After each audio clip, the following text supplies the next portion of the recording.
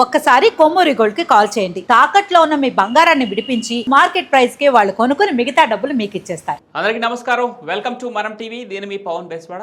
మనతో పాటు అనలిస్ట్ రవీంద్ర బాబు గారు ఉన్నారు. ఆయనతో మాట్లాడదాం. సార్ నమస్తే. నమస్తే. వల్లభనేని వంశీ సత్యవర్ధన్ కిడ్నాప్ కేసులో రిమాండ్ మీద ఉన్నాడు. ఆయనకి బెయిల్ వచ్చింది. సరే బయటకు వస్తాడనుకున్న తరుణంలో మరొక కేసు ఇంకా రిమాండ్లోనే ఉన్నాడు. దీంతో పాటు మరో 2 కేసులు వల్లభనేని మెడకు చుట్టుకుంటున్నాయి. ఒకటి మట్టి దందా, ఇంకొకటి నకిలీ ఇళ్ల పట్టాలు. ఈ కేసుల నుంచి ఉపశమనం ఎప్పుడు లభిస్తుంది వల్లభనేని వంశీకి? అసలు ఈ కేసులో వెనుకున్నటువంటి పూర్తి డీటెయిల్స్ ఏంటి సార్?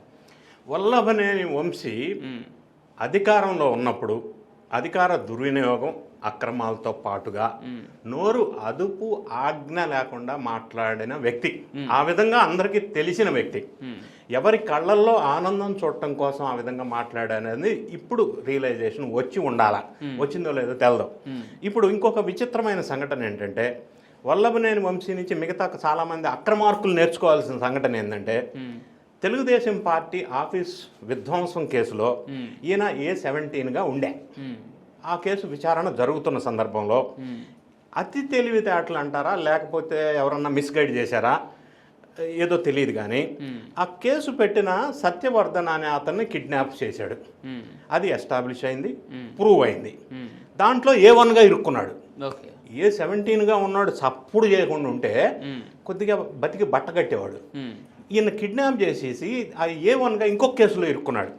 ఇప్పుడు జైలు జీవితం అనుభవిస్తున్నాడు. సబ్సిక్వెంట్గా వరుస పరంపర ఆయనలో గతంలో పోసాని కృష్ణమురళి మీద ఏదో ఫస్ట్లో ఒక కేసు ఉంటే తర్వాత 2, 3, 4, 5 continue PT warrants. Same story Vallabhaneni Vamsi. ఆయనే కాదు, ఆయన ప్లేస్లో ఎవరున్నా లీగల్ ప్రొసీజర్ ప్రకారం వ్యవస్థలో ఇదే జరుగుతుంది. ఇందులో అతీతులు ఎవరు కాదు.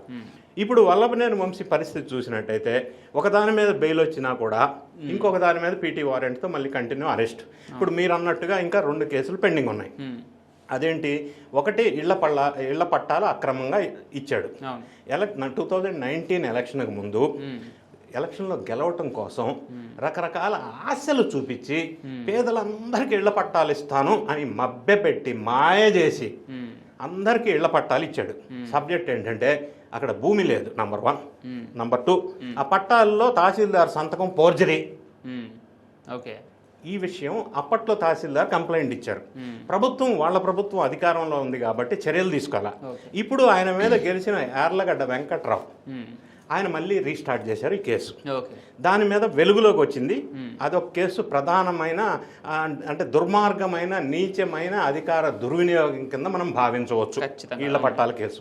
ఇంకొక కేసు ఏమొచ్చిందంటే, యథావిధిగా అందరూ అదుపు లేకుండా భూ ఆక్రమణలు, అటవీ ఆక్రమణలు, దేవాదాయ భూముల ఆక్రమణలు దోసినంత దోసుకున్నారు.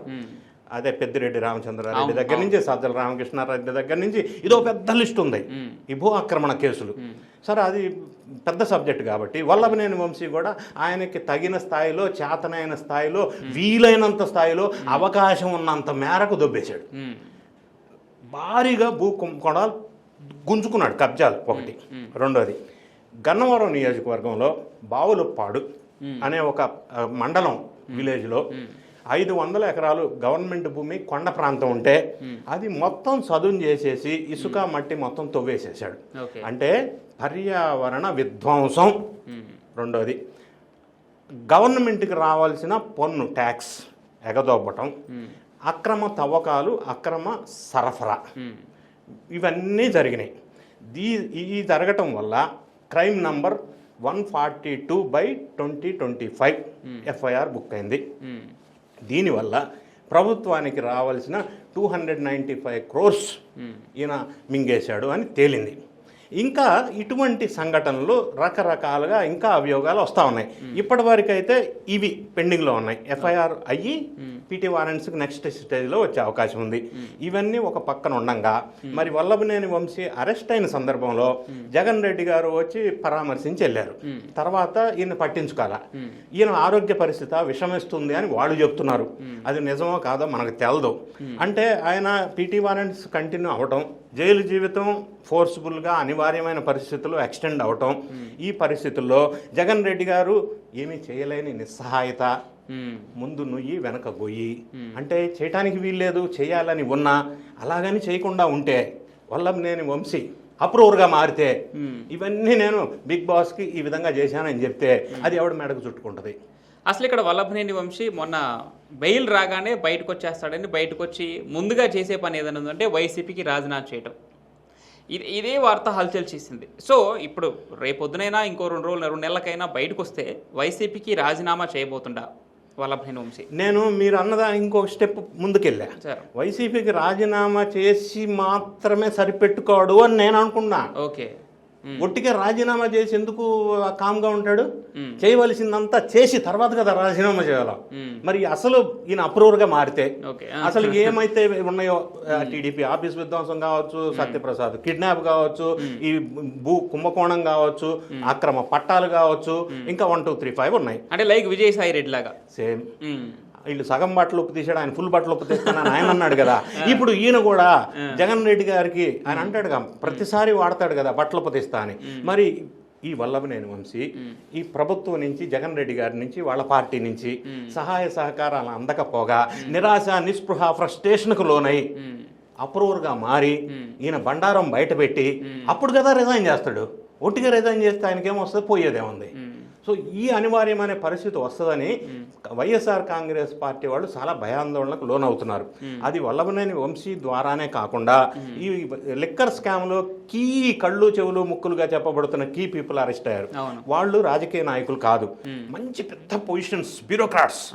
వాళ్ళు పోలీసు విచారణకు వెళ్ళినప్పుడు ఆ ఇగో హట్ అయ్యి ఏంటి మాకు ఈ కర్మ, ఎందుకు మేము ఇట్లా విచారణ ఫేస్ చేయాలా అని వాళ్ళు కూడా అప్రూవర్గా మారితే ఈ విధంగా ఈ విచారణ పరంపరలు, ఈ అక్రమ కేసుల పరంపరలు అన్నీ కూడా ప్రతి ఒక్కరూ ఏదో ఒక స్థాయిలో అనివార్యమైన పరిస్థితుల్లో నిజాలు చెప్తే అది ఎవరి మేడకు చుట్టుకుంటుంది, బిగ్ బాస్ ఎవరు అనేది మళ్ళీ అన్నిట్లో కూడా మరి ఈ అన్నయ్య పేరే వినిపించారు. డైరెక్టర్ గోవిందప్ప బాలాజీ మేడం చెప్పిందే శిరసా వహించారని చెప్పినట్టు తెలుస్తోంది. మరి మిగతా ఇద్దరు మారలేదని అనుకోవచ్చా? ఇంకా ఉందంటారా? ఇంకా మిగతా ఇద్దరు ఇంకా బయటపడలేదు. ఒకటి గోవిందప్ప బాలాజీ కూడా ఇంకా డెప్త్గా వెళ్ళాల. ఆయన వెళ్తాడు అని భయంతో అంబటి రాంబాబు చారా ప్రెస్ మీట్ పెట్టించి గోవిందప్ప బాలాజీకి అబ్బే భారతీయ సిమెంట్కి సంబంధమే లేదు, అసలు మా మనిషే కాదు, పర్మనెంట్ డైరెక్టర్ మాకు సంబంధం లేదు, కసిరెడ్డి రాజశేఖర రెడ్డి అబ్బో టీడీపీ మనిషి అంటే వీళ్ళందరినీ సంబంధం లేదని డిటాచ్ చేస్తున్నారు. నేనేమంటానంటే ఎవరు తప్పుడు ఆలోచించారు, అట్లా చేసుకుంటూ పోతే వాడు అప్రూవర్గా మారితే ప్రమాదం బాబు, అసలుకి మోసం వస్తుంది.